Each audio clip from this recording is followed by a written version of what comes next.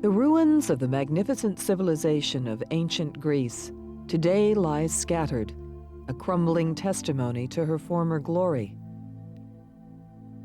Her buildings and culture were the envy of the then-known world and would inspire and influence civilizations for thousands of years to come. Even today, every cornerstone of our very own democracy can find its roots in the civilization of ancient Greece. For over 2,000 years, the Acropolis has surveyed the city of Athens.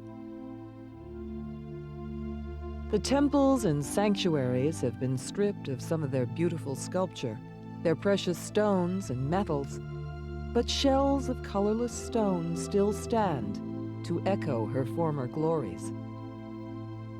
Today, Athens is the capital of a peaceful Greece, but her inhabitants are proud to remember the time when the Empire of Greece was the most powerful in the world.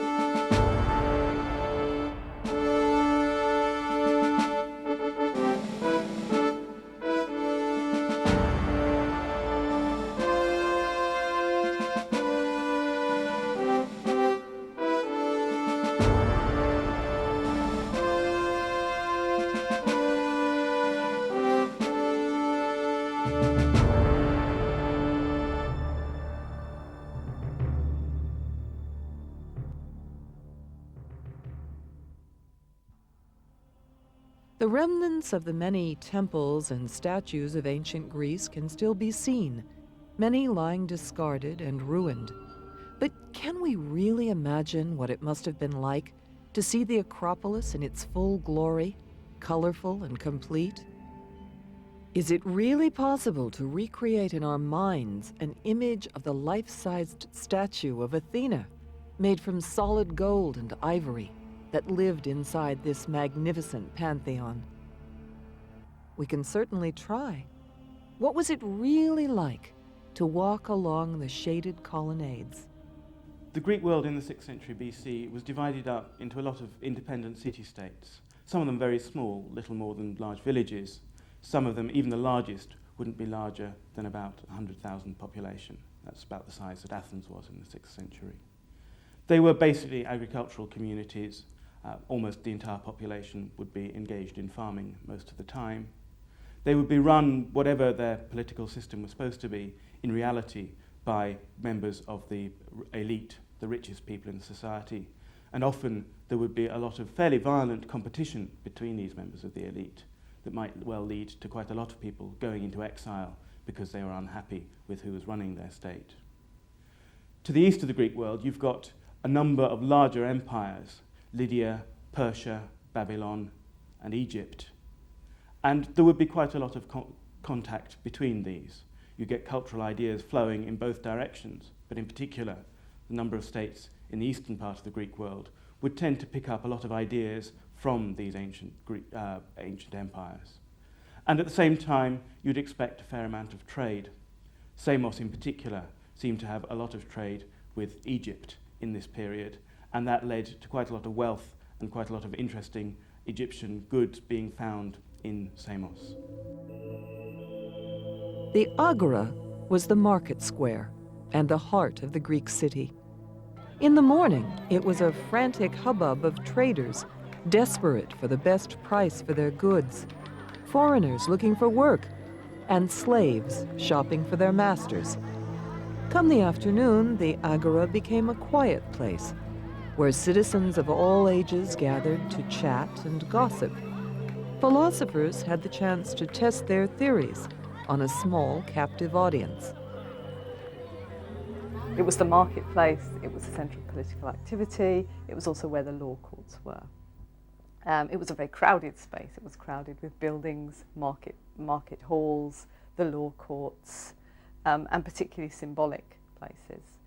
The tholos was there. That's the particularly round building where the executive officers of the boule, the ruling council, if you like, had their meals at state expense and kept a standard set of weights and measures. So it was very much felt to be part of the central civic space of the community. At the same time as being a civic space, it was also a religious space. Particularly in Athens, the Sacred Way winds through the agora up to the Acropolis, and here the religious processions came through the city. The staple diet for the poorer citizens was grain, corn, figs, and olives, because they were plentiful, versatile, and cheap. Meat was relatively rare on a lower-class table, but was an everyday part of the meals of the rich and the elite. The Greeks drank wine and water. The wine had a similar texture to puree, and water was added to dilute and determine its strength. The citizens of Athens at this time enjoyed a varied social life. Position in society was dependent on the number of slaves each household could afford. It was very rare that even the poorest of citizens did not own any. Your position as a slave was really dependent entirely on your master. You could have a good master and a relatively good life, and you could have a bad master and have a miserable and probably very short life. One of the worst places to be if you were a slave was to be in the silver mines, or mining of any kind, but to be in the mines. We have evidence of the mining at Lorion in Attica, and you can see how narrow, dark, sharp and dangerous the shafts were. It was tantamount to a death sentence, really, to be sent to the mines. If you, on the other hand, if you lived in a fairly comfortable house in the city, you could have a relatively good life. Slaves are often comic heroes in comedy, so there was obviously an amount of ambivalence there. Some slaves were educated, particularly to teach other children. Slaves were educated in crafts. The Athenians in particular thought anything crafty, anything techne, was not the proper way for an Athenian citizen to earn their living. So anybody who was involved in any of sort of crafts, pot making or whatever, would be some sort of second-class citizen. Probably a free non-citizen living in the city, a metic, but could also be a slave. For a wealthy man, an invitation to a symposium or dinner party would be received with the greatest of pleasure. These evenings would involve an enormous meal and, most importantly, entertainment. A bard would relate stories and sing about the legends and heroes of the mysterious past. This would be followed by dancing girls, who would dance, sing, and have sex with the guests. Their wives, understandably, were excluded. Women in Greece had their relative freedom. During the days, they would take care of the household, shop at the markets with their slaves, and meet friends to gossip. But the most exciting activity of the female calendar was attending the festivals of Dionysus, god of wine, drama, and merrymaking. Here they would proceed into the hills and drive themselves into a frenzy, dance and sing. Men, understandably, were excluded. Everyday scenes, especially the symposiums, were a popular depiction on the vases of Athens at the time, and these have been a comprehensive way for archaeologists to find out about the lives of the ordinary person.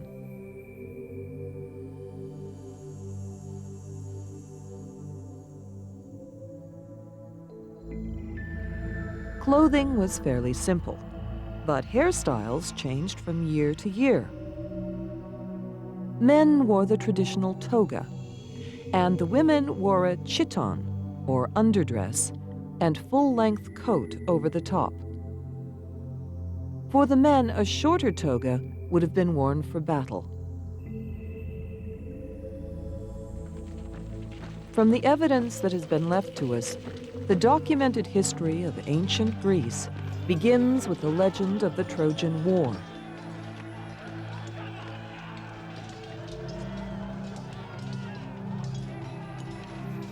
The date of the 10-year siege is much debated, but is generally thought to have taken place around 1200 BC.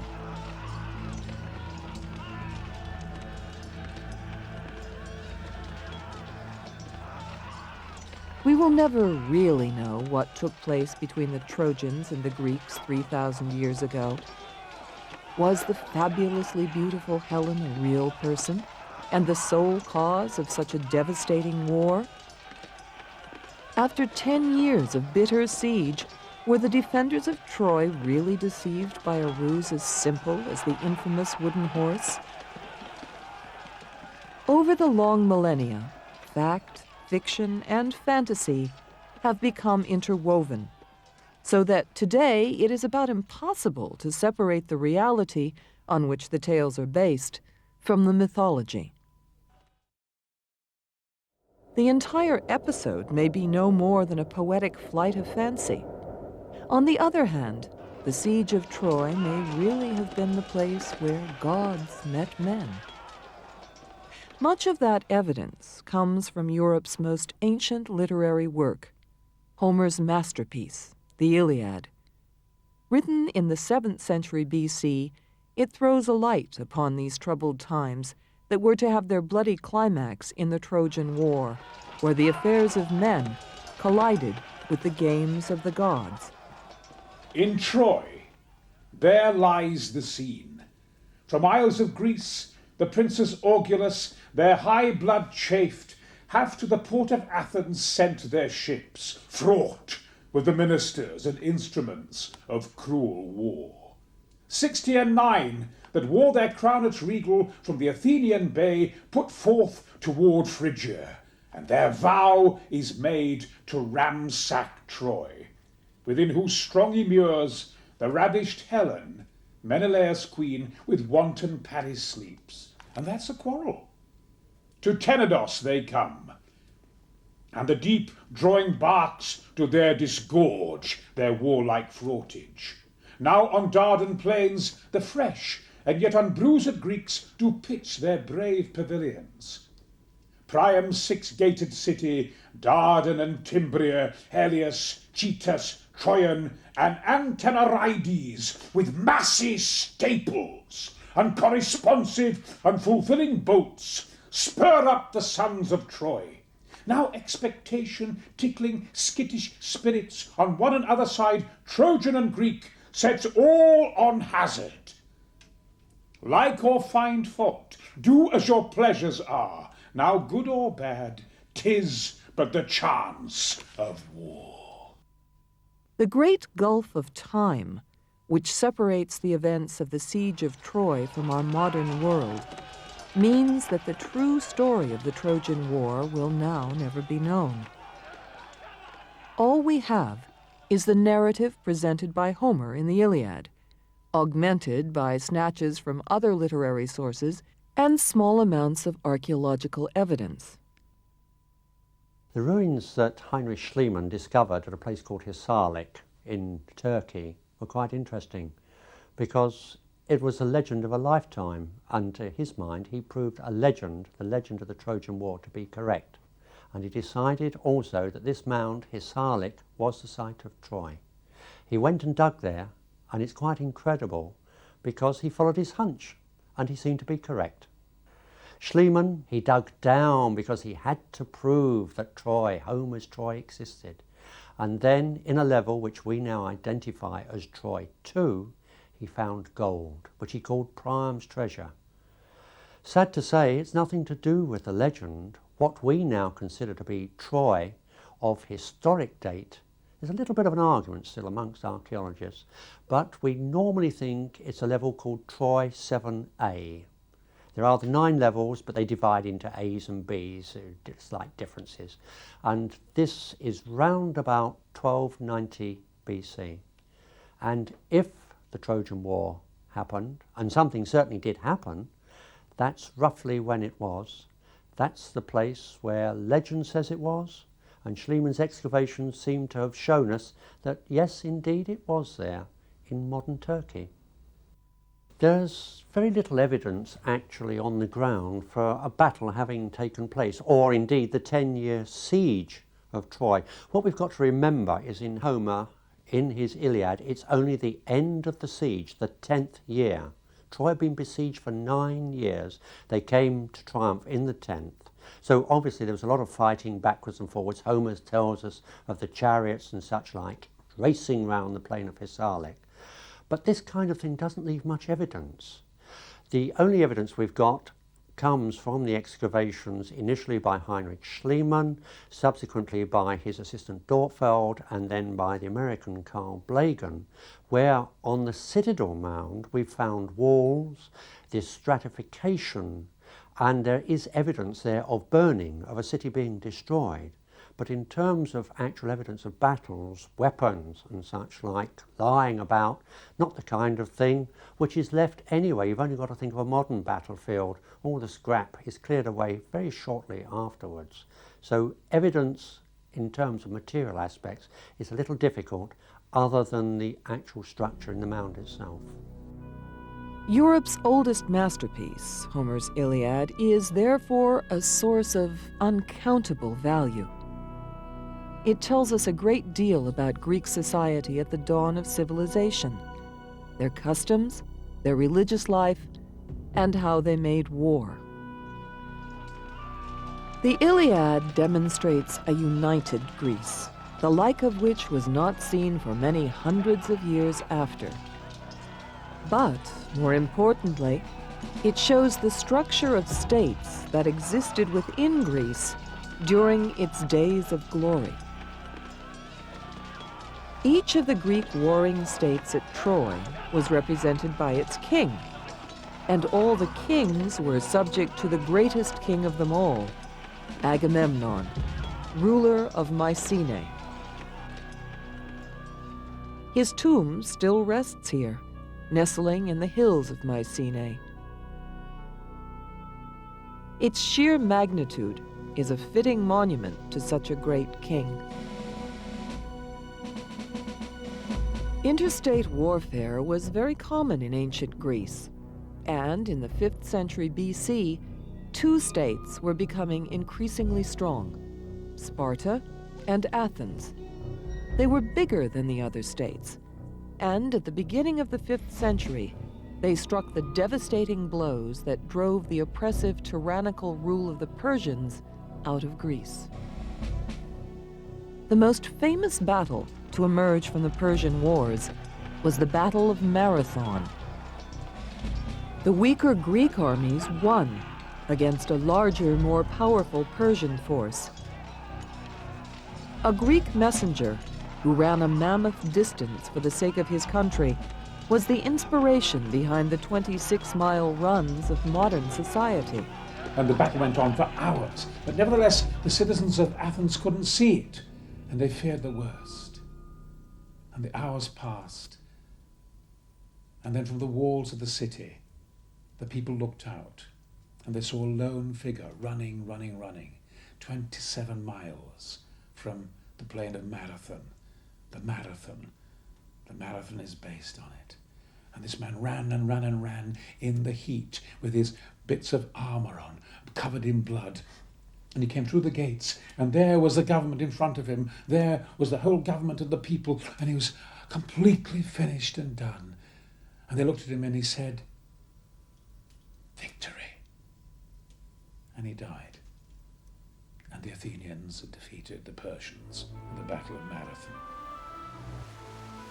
While the Spartans formed an effective and disciplined land army, the Athenians were always famous for their strong and efficient navy.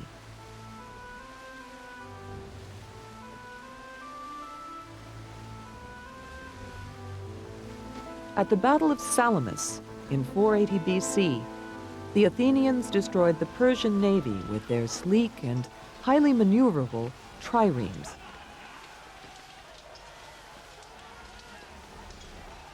We get some idea of what life was like on board Greek ships from the comic poet Aristophanes, who makes it clear that it was a fairly unpleasant experience.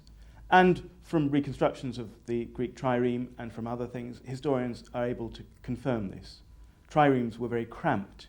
You had 3 rows of oarsmen, more or less, sitting on top of each other, with very little freedom of movement. Triremes were not ships on which one could actually live. They tended to be moored every night and ideally drawn up on the land. And they couldn't move very far in any particular day. They relied where possible on sail, but obviously in battle they relied very much on oarsmen, and the amount of energy required, the amount of effort required to navigate a trireme in a battle would have been really extremely exhausting. Each trireme was manned with a combination of slaves and free men, all of whom were paid for their services aboard ship. The conditions below decks were cramped and squalid, little better than any other navy. But nevertheless, Athens created a proficient and powerful navy.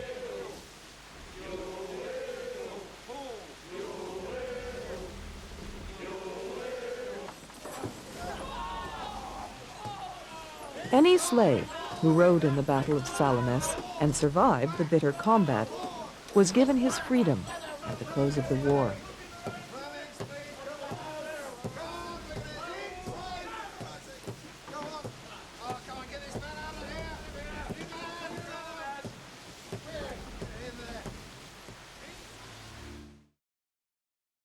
The Spartan land army delivered the final crushing blow to the Persians at the Battle of Plataea, and the Greeks were free to fight amongst themselves. With their newfound freedom from the Persians, 5th century Athens and Sparta were rich and prosperous. Art, literature, religion, and philosophy flourished. Athens and Sparta grew stronger.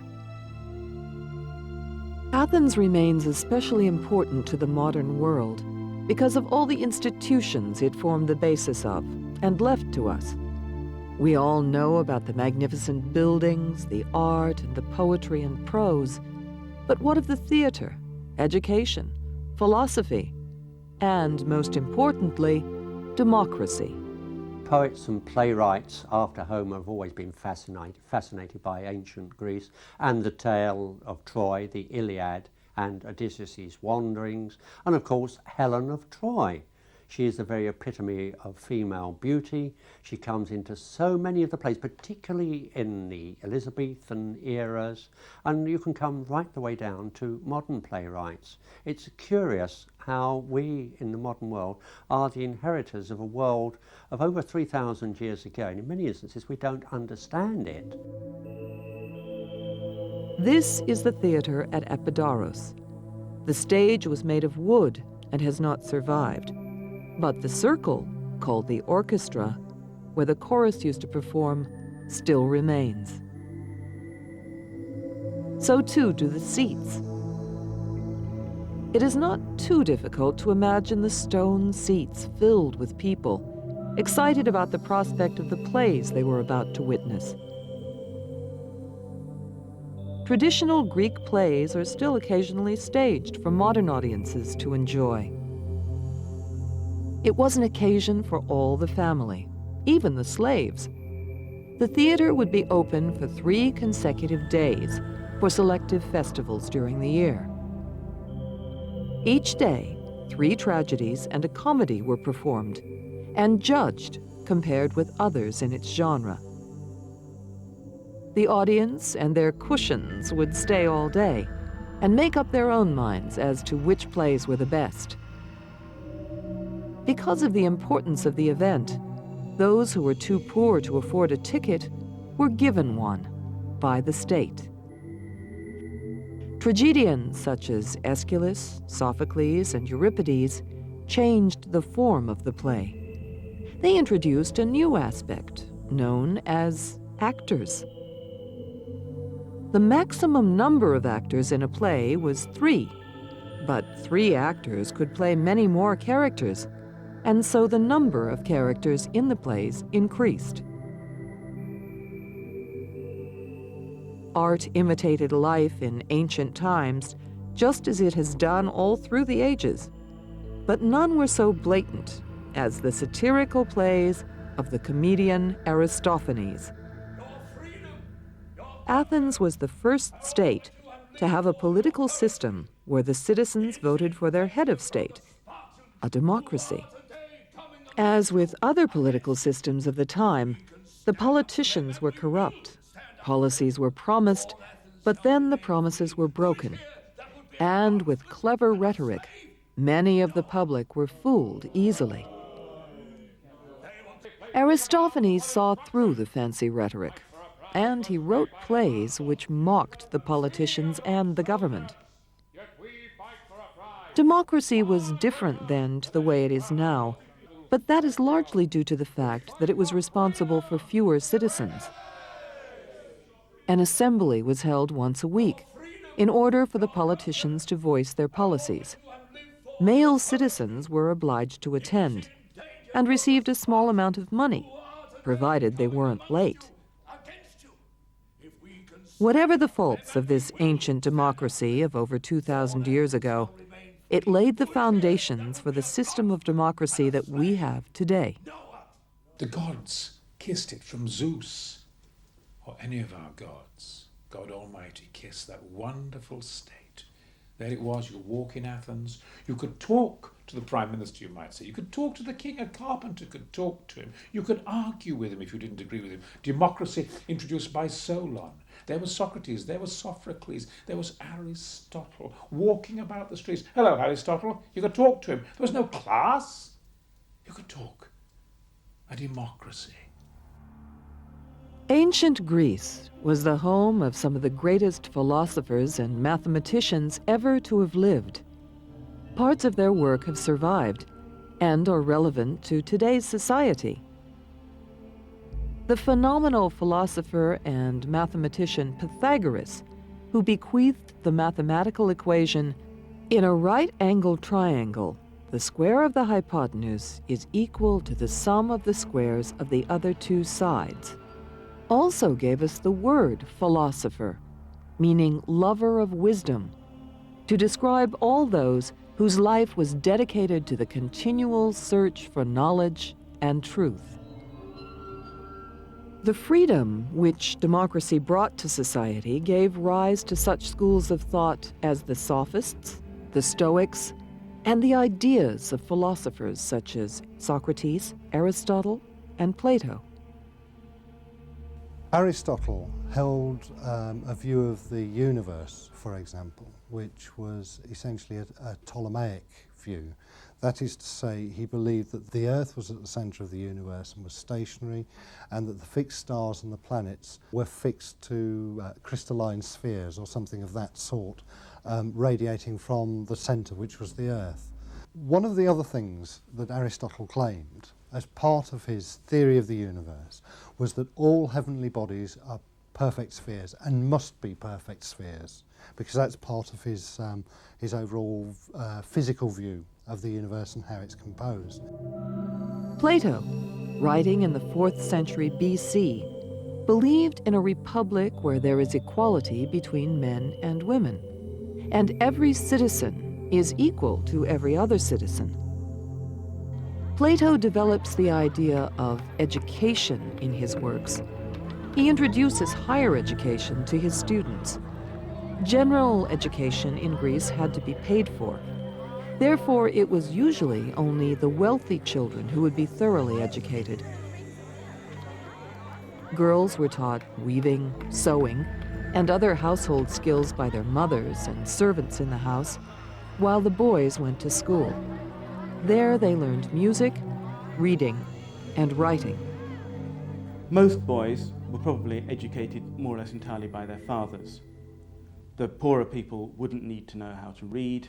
They probably would spend most of their life engaged in farming, and they would know what was necessary for doing that.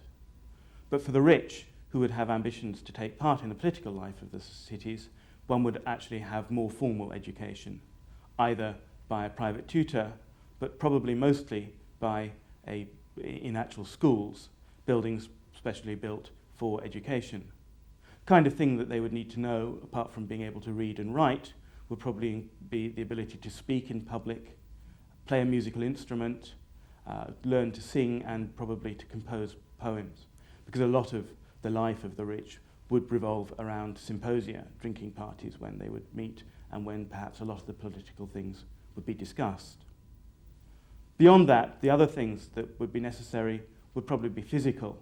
You'd expect boys to be trained in how to fight and also in how to take part in athletics. So you would have quite a lot of physical training taking place in gymnasia, and these seemed also to have been social meeting places.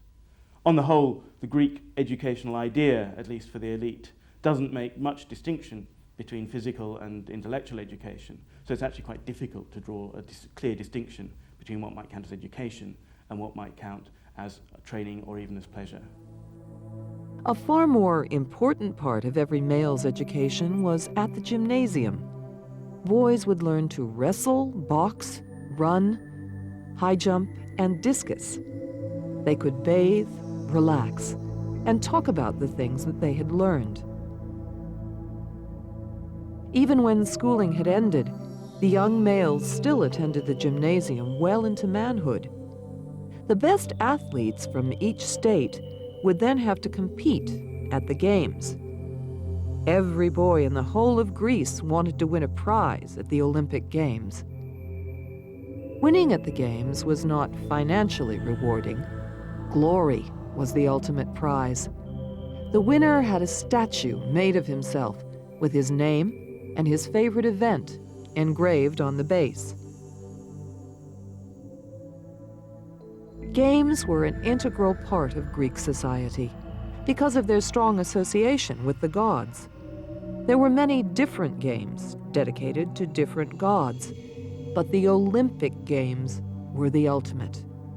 It remains that to win at the contemporary Olympic Games is the highest sporting achievement. In mid-Greece, there's Olympia. It's not very large. To think that the Olympic Games were founded on such a very small area.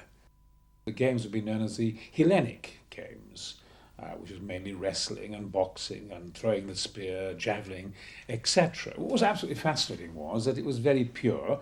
Thousands and thousands of people came from all over the place, from Thrace and Macedonia, from Asia Minor. They came across. In the half mile, or 880 yards, you might say, the 100 yards, 200 yards, they wore armour. When they didn't wear armour, when they wrestled, when they threw the spear, and when they boxed naked. Towards the 6th century, I suppose, BC, then it really started to kind of really become corrupt. People started to work and specialise on their figures, make their figures too big. The Greek figure was always of a certain beautifully proportion. And the Spartans were absolutely furious that the purity of the games, which would mainly come from their inspiration, was now being polluted. And they were the first to pull out, the Spartans. And once the Spartans pulled out, then the games really degenerated and really died out until, of course, they started again in modern time. Mount Olympus was the home of the Greek gods, which meant that the Olympic Games were the games of the gods, and religion was taken very seriously. Zeus, patron of the Olympic Games, was the king of the gods, and his wife and sister, Hera, was their queen. His extended family made up the kingdom of the gods, each representing one or more aspects of society. For instance, Ares was the god of war, and Aphrodite was the goddess of love. Athens was the city of Athene, goddess of wisdom. The Greeks believed that she had given it her name, and the Athenians worshipped her above all other gods. They largely attributed the size and power of their glorious empire to her unbridled support.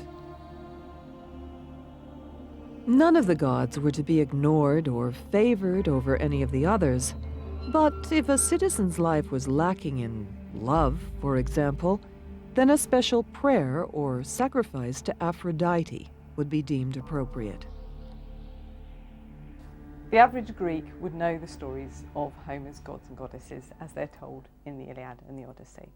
This doesn't mean that the gods and goddesses and the way they behaved in the Iliad and the Odyssey were necessarily seen as role models. They behave very badly. They have all sorts of human failings. Gods and goddesses in the Greek world were not seen as role models in that sense. So therefore it was perfectly all right for gods who behaved extremely badly, Zeus who abuses his power, Hera who behaves extremely badly as a wife, for instance, to be the patron gods and goddesses of certain institutions. Aphrodite, for instance, who is a known adulteress in Homer's stories, is still associated very much with marriage. Cities, towns, villages, and homes were filled with temples, monuments, statues, and shrines dedicated to the gods. Famous tales which involved the gods were depicted in the reliefs that decorated the temples and the vases that the ordinary citizens used from day to day. The most impressive relief carvings appeared on the Pantheon. They were larger than life, boldly colored, and precisely sculpted. Gods other than Athene and Zeus had special places of worship. Apollo, god of medicine and the future, was worshipped through the oracle at Delphi. People would travel many miles to have their futures told to them by the Delphic priests of Apollo.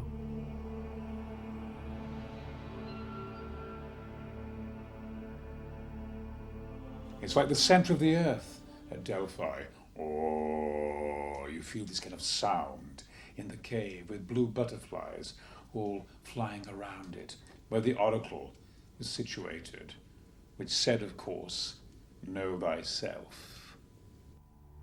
Having paid their money, the hapless believer would be drugged, led into a small darkened room, and left entirely alone. Here they would wait for an apparition or a sign, anything that could be construed as pertaining to their life. Satisfied that they had been given a message, they would return to their homes to decipher the oracle. The priests would then wheel in the next believer. From the ruins that remain, archaeologists can see that the rooms where the customers sat have many doorways, and there are a series of passages which run behind the rooms. The passages were for the express purpose of special effects. The room would fill with smoke, and a priest would appear through a secret door to deliver the riddle of the future. Apollo stayed on Mount Olympus, passing the messages through his priests. The only gods who did not live on Mount Olympus were Hades and Persephone, his wife, who lived in the murky depths of the underworld. Greeks believed that after death, the soul traveled to the underworld to be judged. Each soul had to pay Charon, the ferryman, to take them across the river Styx. This meant that there were certain obligations that the living family and friends had to the dead. Most importantly, the earthly body must be buried with a coin. If the body was not buried with the coin, then the soul could not cross the river. And likewise, if the soul had no coin, he could not pay Charon to take his soul into the kingdom of Hades. Failure to cross the river Styx meant that the soul would be in eternal unrest. Some souls would drink from the river of forgetfulness and be reincarnated, but the majority of souls stayed in the underworld forever. We know quite a lot about Greek burial rites. We cannot assume that poor citizens did exactly the same sort of thing. We do know how the wealthy buried their dead. There was a particular process that you went through. There was a laying out within the entrance of the household. The women of the households, particularly women's work, were to wash down the body, wrap it in a winding sheet, and lay it out. And then people came to see it. The women mourned publicly. They tore their hair, scratched their cheeks, set up a keening The next part of the process was the funeral procession from the household to the graveyard. Graveyards were always outside the inhabited area of the city, usually outside the city walls. So you walk through the city. The procession was led by the women. The body was either carried or on a cart. We know this from vase paintings. And the men followed the body, followed by flute players. It was quite an extravagant performance. Children who died in infancy were often buried within the confines of the house or by the hearthstone. These are the only people who are buried inside the city or inside the oikos, if you like. Unfortunately, we have very few remains because babies' bones tend to be very friable and don't exist in the archaeological record. Apart from that, everybody was buried outside the city. As to whether poor people were buried in a different way, they were highly likely to be buried with much less pomp and circumstance. A lot of the laws that come through in Athens and other Greek states are actually controlling the amount of expenditure people were making on their burials because it could become part of a political statement. So in fact, by the time we get to the mid-5th century BC, people are beginning to control the amount of noise you can make while bringing your cortege through the city. It is difficult for people in the modern world to imagine how fundamentally important the role of religion was in the life of the ordinary citizen. The flamboyant anthropomorphic gods, entirely plausible to the ancient Greeks, have become contemporary fairy tales and legends. Other ancient civilizations have given us literature, buildings, philosophy, pottery, and statues, but nowhere has given us such an enchanting and extensive supply.